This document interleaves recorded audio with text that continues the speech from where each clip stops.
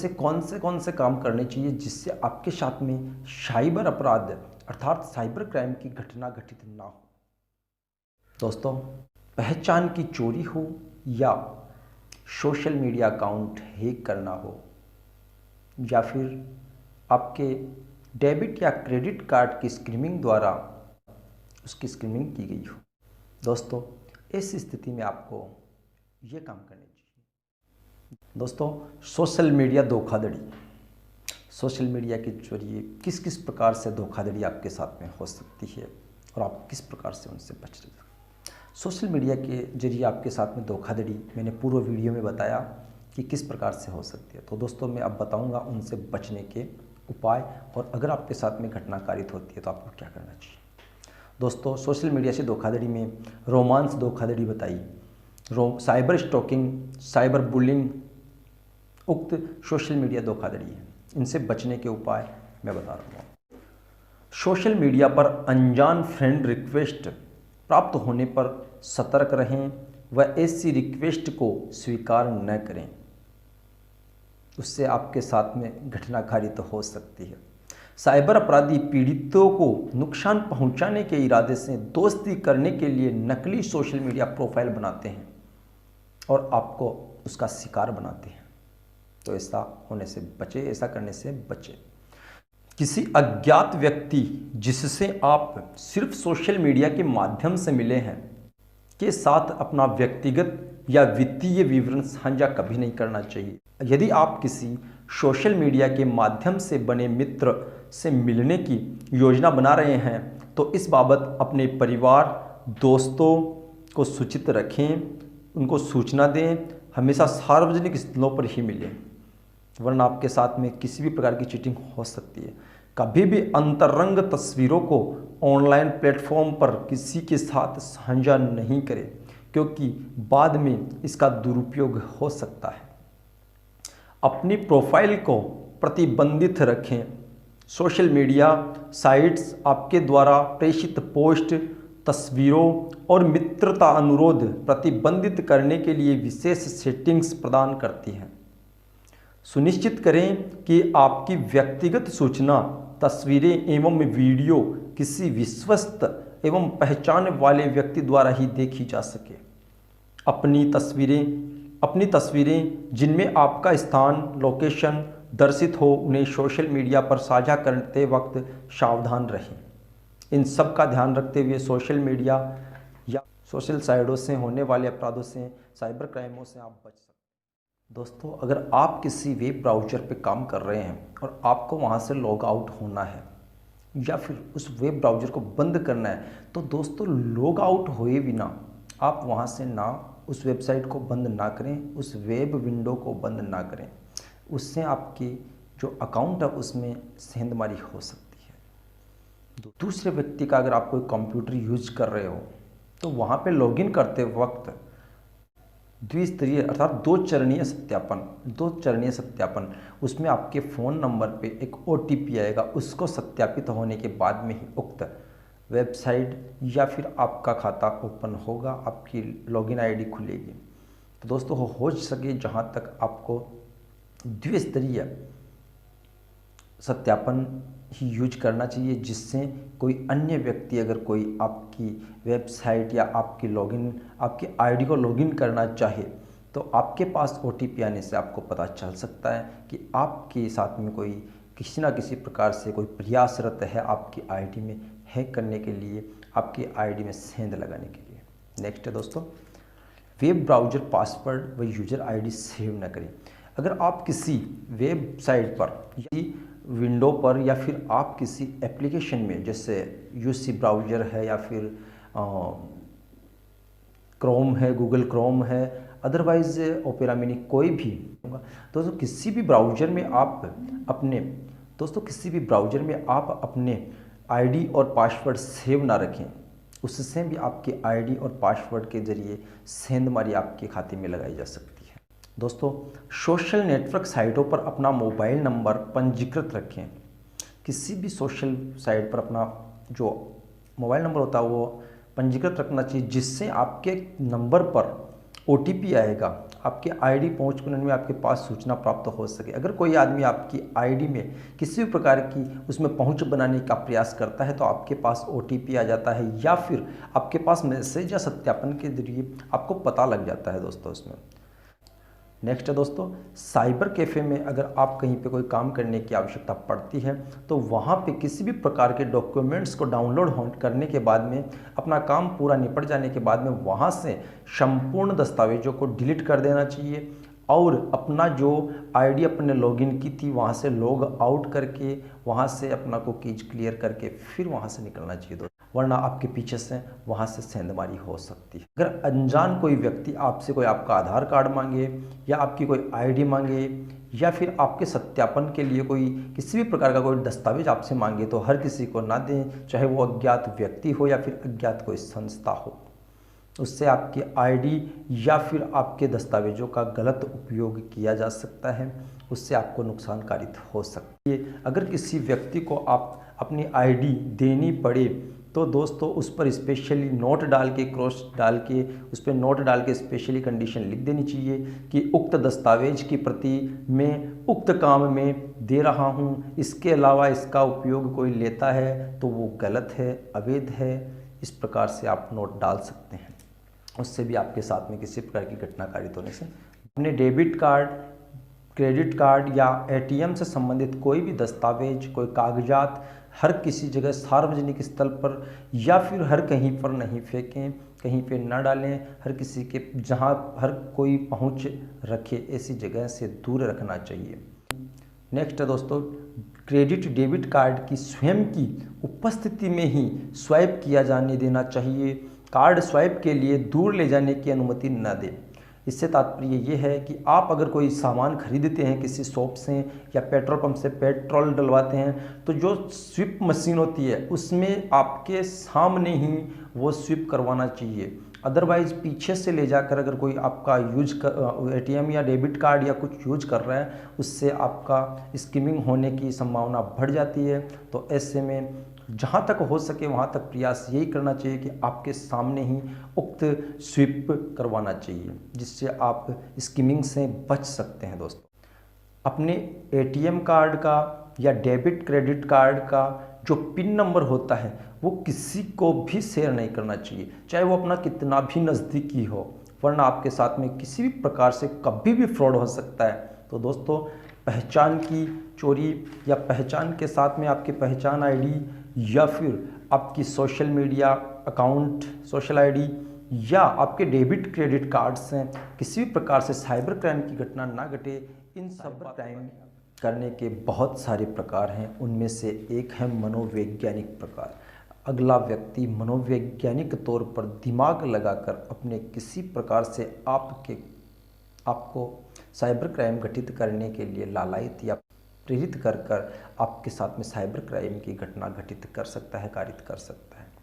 तो दोस्तों, ऐसे अपराध जैसे फिशिंग से, विशिंग से, स्मिशिंग से, लॉटरी धोखाधड़ी से, क्रेडिट कार्ड, डेबिट कार्ड धोखाधड़ी, नौकरी से संबंधित धोखाधड़ी आदि सभी प्रकार की ये मनोवैज्ञानिक तरकीबें हैं जिनके जरिए अगला अपना आइडिया लगाकर आपको इन सब प्रकारों से आपके साथ में साइबर क्राइम करने की सोचता है, साइबर क्राइम करने की विचारता है और आप इनके चंगुल में फंसकर आप साइबर क्राइम की घटना अपने साथ में कारित करवा बैठते हैं। तो दोस्तों, इन सब से बचने के लिए आपको क्या करना चाहिए? देखिए, मनोवैज्ञानिक तरकीबें वे हैं जहां हमलावर आकर्षक प्रस्ताव के माध्यम से उपयोगकर्ता के दिमाग से खेलते हैं। एक बार फंसने के बाद हमलावर पीड़ित के पैसे, व्यक्तिगत सूचना, नाम, आधार विवरण, बैंक खाते का विवरण आदि चोरी करके पीड़ित का शोषण कर सकते हैं। ये सभी कार्य पीड़ित को ईमेल, फ़ोन कॉल या SMS के माध्यम से किए जा सकते हैं, जिनमें से फिशिंग, विशिंग, स्मिशिंग, लॉटरी धोखाधड़ी, क्रेडिट कार्ड धोखाधड़ी, नौकरी से संबंधित धोखाधड़ी ये सब हो सकते हैं।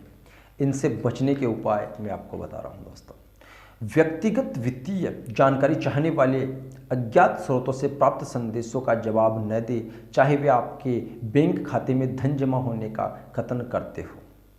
ऐसे किसी भी चीज़ से बचे, ऐसे किसी भी मैसेज या कॉल से बचे जो आपको बोलता है कि हम आपके खाते में इतने रुपए डाल रहे हैं, जो भी है कि इन सब से बचना चाहिए। दूसरा है संदिग्ध ईमेल का जवाब ना दें, न ही संदिग्ध लिंक पर क्लिक करें। तीसरा, अविश्वसनीय अज्ञात बैंक खाते में कभी भी रुपए अंतरित ना करें। ध्यान रखें आप तब तक लॉटरी नहीं जीत सकते हैं जब तक कि आपने लॉटरी प्रक्रिया में भाग नहीं लिया हो, तो किसी लॉटरी के झांसे में ना आए। हमेशा ईमेल आईडी के डोमेन का सही होना सुनिश्चित करें। जैसे सरकारी वेबसाइट के वेब पते में gov.in या nic.in होता है। ईमेल खाते में स्पैम फिल्टर इनेबल रखें। यदि आपके पास यह कॉल आता है कि आपका कार्ड ब्लॉक कर दिया गया है, तो भ्रमित न हो। बैंक ऐसी सूचना कभी भी फ़ोन के द्वारा नहीं देती है। किसी अजनबी से अपना pin, password, card number, CVV number, OTP आदि शेयर ना करें, भले ही वह बैंक कर्मचारी होने का दावा करे। बैंक कभी भी ऐसी महत्वपूर्ण सूचना नहीं मांगता है। अपने बैंक के कस्टमर केयर नंबर को संभाल कर रखें ताकि आपके खाते के किसी संदिग्ध अवस्था अथवा अनधिकृत लेन देन की सूचना तुरंत बैंक को दी जा सके। हमेशा प्रमाणित जॉब पोर्टल, समाचार पत्रों में प्रकाशित नौकरियों के लिए ही आवेदन करें। सामान्यतः सभी सरकारी वेबसाइटों ईमेल में डोमेन gov.in या nic.in होता है, अतः आवेदन करने से पूर्व वेबसाइट या ईमेल का डोमेन भली प्रकार से जांच लेना चाहिए।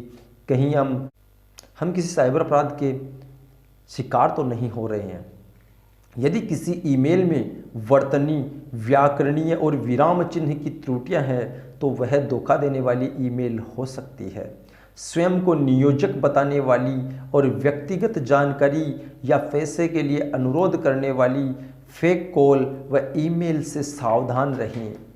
इस प्रकार दोस्तों, आप अपने मनोवैज्ञानिक तरकीबें जो लोग सिस्टम से जचा कर रखते हैं उनसे। मोबाइल एप्लीकेशन धोखाधड़ी।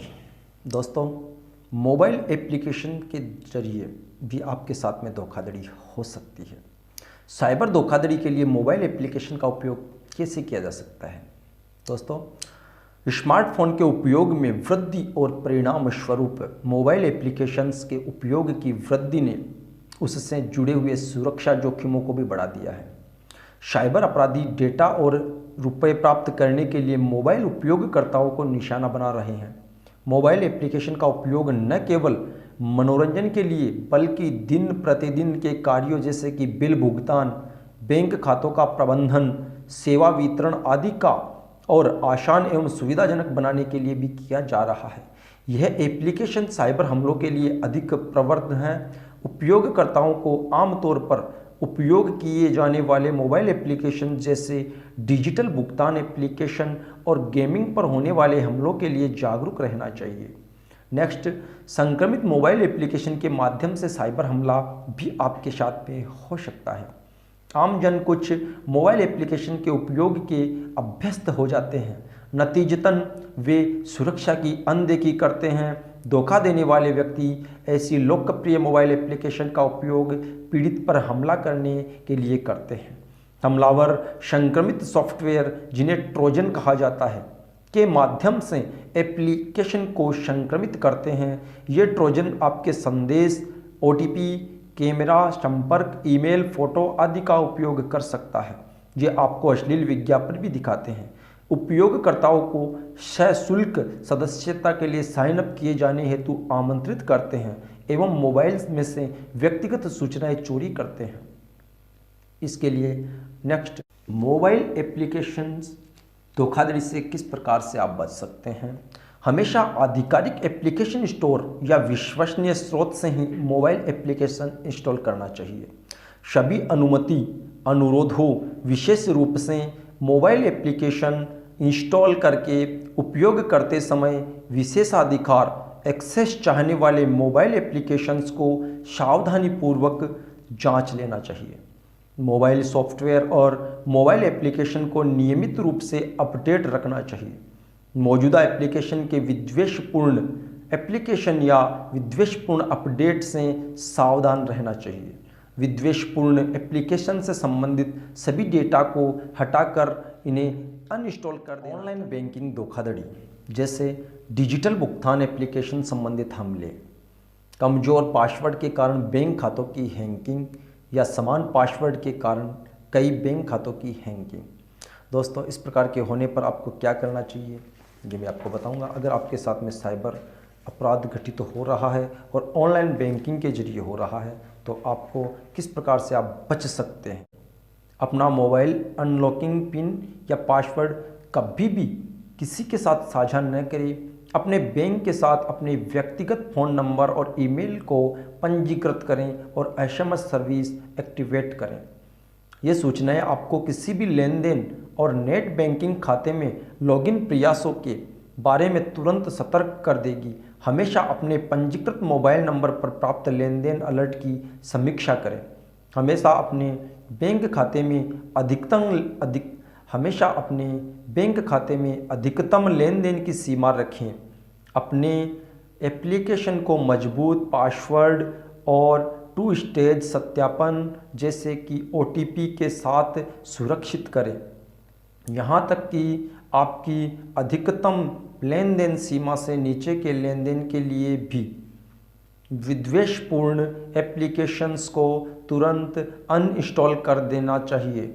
मजबूत पासवर्ड बनाने के लिए अपना मोबाइल अनलॉकिंग पिन या पासवर्ड कभी भी किसी के साथ साझा न करें। अपना बैंक के साथ अपने व्यक्तिगत फ़ोन नंबर और ईमेल को पंजीकृत करना चाहिए और एसएमएस सर्विस एक्टिवेट रखनी चाहिए। ये सूचनाएं आपको किसी भी लेन देन और नेट बैंकिंग खाते में लॉगिन प्रयासों के बारे में तुरंत सतर्क कर देगी। हमेशा अपने पंजीकृत मोबाइल नंबर पर प्राप्त लेन देन अलर्ट की समीक्षा करते रहना चाहिए।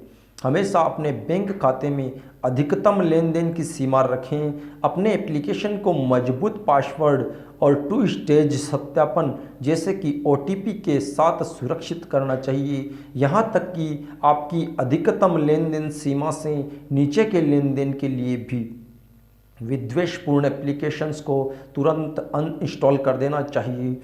मजबूत पासवर्ड बनाने के लिए ऐसी तकनीकें जिन्हें याद रखना आसान हो का प्रयोग करना चाहिए। विभिन्न खातों के लिए अलग अलग पासवर्ड का प्रयोग करना चाहिए। अपने पासवर्ड को कम से कम 8 अक्षर लंबा रखना चाहिए तथा अपने पासवर्डों में विशेष संख्याओं और विशेष चिन्हों के माध्यम से अपने पासवर्ड को मजबूत बनाए रखना चाहिए और उनका ध्यान रखना चाहिए। अपने प्रत्येक खाते और उपकरणों के लिए अलग अलग पासवर्ड का उपयोग करना चाहिए। जहां तक संभव हो 2 स्टेज सत्यापन जैसे रजिस्टर्ड मोबाइल नंबर एवं ईमेल जैसे OTP के जरिए का उपयोग करना चाहिए। यदि आपका कोई ऑनलाइन अकाउंट हैक हो गया है तो तुरंत लॉगिन करें और अपना पासवर्ड बदलें। वेब ब्राउज़र में उपयोगकर्ता का नाम, यूज़र ID और पासवर्ड को संरक्षित न रखें, उन्हें सेव ना करें। इस प्रकार आप ऑनलाइन बैंकिंग फ्रॉड से बच सकते हैं। दोस्तों, इन सब बातों का आप अगर ध्यान रखें बराबर तो आपके साथ में ऑनलाइन बैंकिंग धोखाधड़ी होने के कतई चांस बहुत कम। लैपटॉप पर वायरस का हमला। दोस्तों, बाहरी उपकरणों के माध्यम से वायरस का हमला हो सकता है। गैर विश्वसनीय वेबसाइटों से फाइलों को डाउनलोड करके वायरस का हमला हो सकता है या विद्वेषपूर्ण सॉफ्टवेयर इंस्टॉल करने से वायरस का हमला हो सकता है। इन सब से बचा कैसे जाता है? दोस्तों, अपने कंप्यूटर पर पायरेटेड सॉफ्टवेयर, एप्लीकेशन आदि को कभी भी डाउनलोड या इंस्टॉल नहीं करना चाहिए। बाहरी उपकरणों जैसे पेन ड्राइव, हार्ड डिस्क आदि को कंप्यूटर से जोड़ने के पश्चात सर्वप्रथम उसे स्कैन करें। हमेशा ब्लूटूथ को बंद रखें जब तक कि आपको कोई बाहरी उपकरणों जैसे पेन ड्राइव, हार्ड डिस्क आदि को कंप्यूटर से जोड़ने के पश्चात सर्वप्रथम उसे स्कैन करें। हमेशा ब्लूटूथ को बंद रखें जब तक कि आपको कोई फाइल अपने फ़ोन अथवा नेटवर्क में से अंतरित न करनी हो। कंप्यूटर मोबाइल उपकरण को डिस्पोज करने से पूर्व अपनी सारी व्यक्तिगत सूचनाएं मिटा दें। संदिग्ध ईमेल एसएमएस में दिए गए यूआरएल लिंक पर क्लिक न करें, भले ही वे वास्तविक दिखाई देते हो, क्योंकि ये आपको विद्वेषपूर्ण वेबसाइटों तक ले जा सकते हैं। हमेशा ऑनलाइन लेन देन करने से पहले वेबसाइट एड्रेस बार में दर्शित HTTPS जांच लें। सुरक्षित HTTPS यह दर्शित करता है कि वेब पेज के साथ किया गया संचार सुरक्षित है। दोस्तों, इन सब का ध्यान रखने से आप किसी भी प्रकार के पर्सनल कंप्यूटर या लैपटॉप पर वायरस के हमले से बच सकते हैं।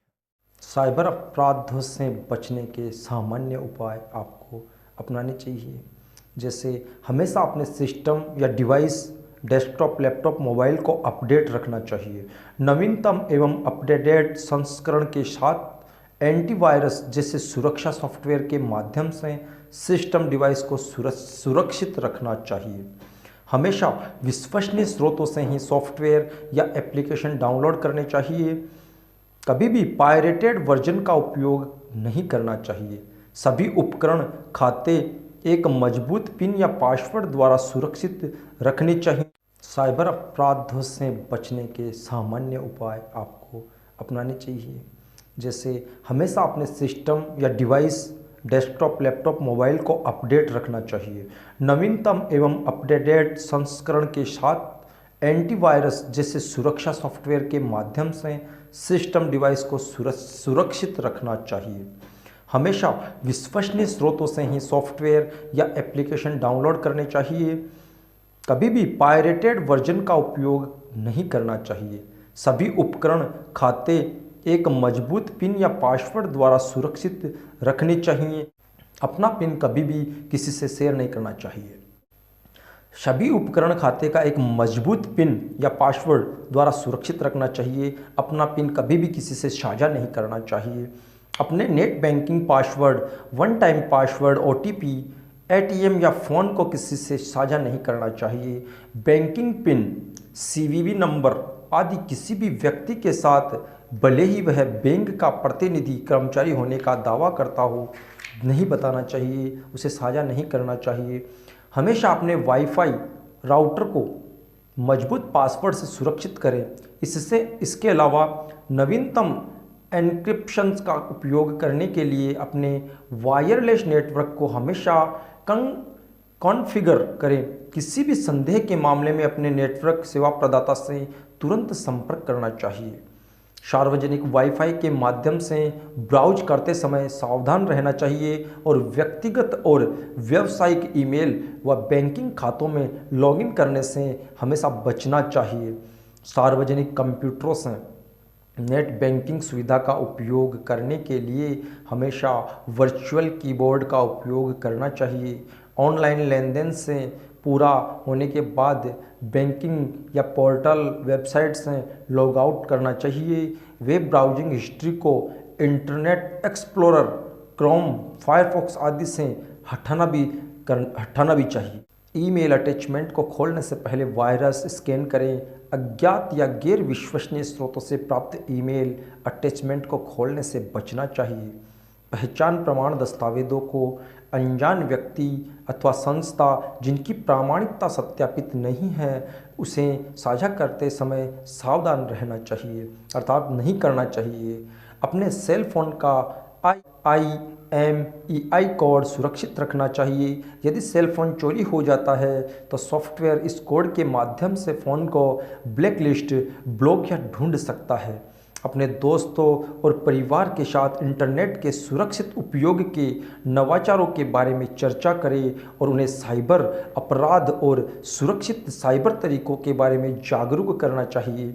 अपने ई वॉलेट में अपने क्रेडिट कार्ड अथवा डेबिट कार्ड या बैंक खाते के विवरण को कभी भी सेव नहीं रखना चाहिए। इस प्रकार दोस्तों इन सब बातों का अगर आप ध्यान रख लेते हो तो शायद आपके साथ कोई साइबर क्राइम घटित होने से बच जाए, आप उन साइबर क्राइम से बच सकते हैं। दोस्तों इन सब को आप फॉलो करके अपने आप को साइबर क्राइम से बचा सकते हैं। दोस्तों साइबर क्राइम की घटना अगर आपके साथ में कारित हो जाती है तो आपको क्या करना चाहिए? दोस्तों साइबर क्राइम की घटना कारित होने पर सर्वप्रथम आपको रिपोर्ट दर्ज करवानी चाहिए। रिपोर्ट थाने में जाकर दर्ज करवानी चाहिए या ऑनलाइन वेबसाइट पर जाकर या फिर ऑफलाइन जो हेल्पलाइन नंबर है उन पर जाकर रिपोर्ट दर्ज करवाना। रिपोर्ट दर्ज करवाने के अलग अलग तरीके हैं। थाने में जाकर भी करवा सकते हो आप, जो नज़दीकी थाना है वहाँ पे जाके आप रिपोर्ट दर्ज करवा सकते हो। सेकेंडरी आप ऑनलाइन वेबसाइट है तो उस पर साइबर क्राइम की रिपोर्ट दर्ज करवा सकते हो या फिर जो हेल्पलाइन नंबर है ऑफलाइन के लिए नंबर दे रखे हैं, ऑफलाइन हेल्पलाइन नंबर, उन पर भी शिकायत आप दर्ज करवा सकते हो।